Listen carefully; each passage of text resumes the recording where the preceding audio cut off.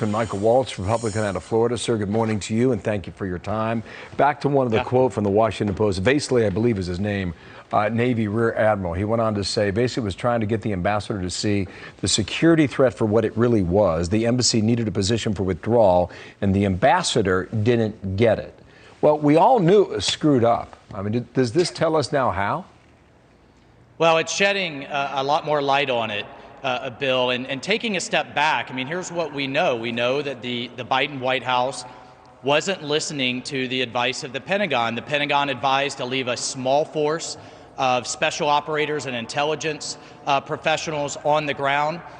They advised that if you withdrew the Afghan military's logistics support, intelligence support, maintenance support, and air support all at once, that it would likely fail. But then once Biden made those decisions, bipartisan, both sides of the aisle in Congress and the military began demanding to begin the evacuation back in April. The State Department didn't listen. The Biden White House didn't listen. And now we have 13 new Gold Star families on top of Americans and our allies being left behind. Just one more question. Stain on our credibility around the world. You're exactly right about that. Listen, thank you for your service. You understand chain of command. And the chain of command says that the commander-in-chief says do it. Eventually, you have to do it. Isn't that where it stops? Well, look, I think at the end of the day, the military took this, crap sandwich, so to speak, and this flawed judgment in terms of orders, and tried to make the best of it. And they had two conflicting missions. They were trying to conduct an evacuation while also protecting themselves in a war zone. It's kind of like protecting a bank while letting everybody flow through. They were strategic missions that were at opposite ends of each other. They did the best they could. But interestingly, Bill, and you and Dana know this, that these FOIA requests can take years. The Pentagon can drag their feet, redact, but you saw 2,000 pages get released pretty readily, and I think that's a reflection of the frustration felt in the Pentagon with this White House and with the State Department. Well, that's a very interesting observation. Another topic here, you talk about Afghanistan, talk about Ukraine. Who knows what comes of this with the threat from Putin and Russia? Jackie Heinrich asked that question at the White House yesterday.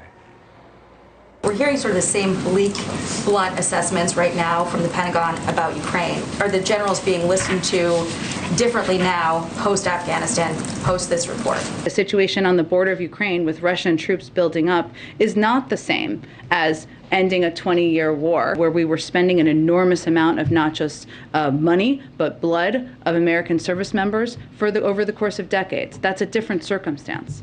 Back to the question, Jackie said, are the generals being listened to differently now than post-Afghanistan? How would you answer that? Yeah, well, and that you went on to say they're completely unrelated. But don't take it from me. Listen to Putin's own propaganda. Where he is citing Afghanistan as he's speaking to the Ukrainians, saying the Americans will not stand with you, this White House is weak and does not have resolve. Listen to Xi of China's own propaganda as he's pumping what happened in Afghanistan into Taiwan. So don't take it from us, take it from these dictators who are absolutely citing the debacle in Afghanistan as a lack of competence and a lack of compassion in this White House. Sir, I just want to get you on one more topic here. There has been very little attention paid to these Olympics so far in Beijing.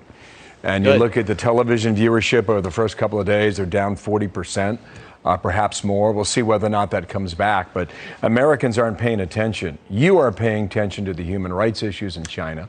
What do you think about the American corporate response thus far? You were the one who put out that ad just the other day that got a lot of attention. Yeah, it's sad and pathetic, Bill, and we are going to continue, Inez Cantor-Freedom and I, to call out the hypocrisy. Both NBC and these companies like Coca-Cola, Procter & Gamble, Airbnb, Intel, that want to preach social justice here at home, but then ignore modern-day slavery that is being used to make their products. But I think the bigger issue in the ad, and what we were bringing home to the American people, is when you see made in China, put it down. It's not just a human rights issue, it's a jobs issue and it's a national security issue. And when the Chinese Communist Party is threatening to choke off our pharmaceuticals, our rare earth minerals, the basic necessities we need to run our modern economy that they've created a dependency on, there is a much broader strategic issue, and it is resonating with the American people.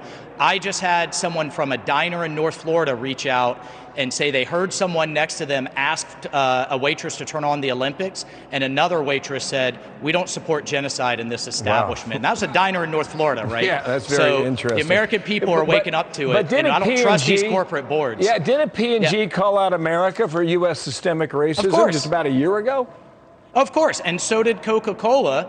But by the way, they source their sugar in Western China, literally being, that is being harvested at the end of a barrel of gun. Nike gets its cotton from Western China, literally at the end of a barrel of a gun. Think of the hypocrisy there, that they want to preach social justice and good governance or ESG here at home, look at their websites, but then total blind eye when it comes to a mass atrocity as defined by two administrations. Michael Waltz, thank you. The hypocrisy smacks you in the eye. You can't miss it. Thank you, sir, for your time. We're not going to let them get away with it. Thanks, Bill. Okay, thank you for your time from the Hill today. All right, man.